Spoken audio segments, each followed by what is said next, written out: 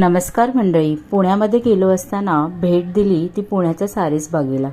बागेच्या बाहेर खाण्यासाठी वेगवेगळ्या पदार्थाचे स्टॉल्स लागलेले होते आणि लहान मुलांसाठी खूप साऱ्या ॲक्टिव्हिटीज होत्या। काकींनी मकाच्या कणसाचा स्टॉलही लावला होता।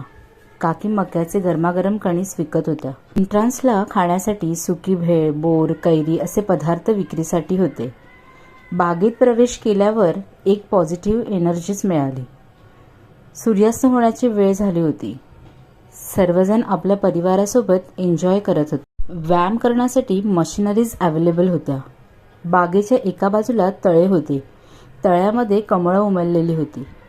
तिथून पुढे आल्यावर तळ्यामध्ये कासवाची कसरत बघायला मिळाली। तळ्यातून ओणक्यावर येण्यासाठी त्याची धडपड सुरू होती। मोठे मासेही या तळ्यामध्ये सोडलेले होते। बागेमध्ये एक गणपती मंदिर आहे आणि तिथे जाऊन खूप प्रसन्न वाटले। मग झाली आमची निघण्याची वेळ। तिथून बाहेर आल्यावर असं वाटलं की जणू जत्राच भरली आहे।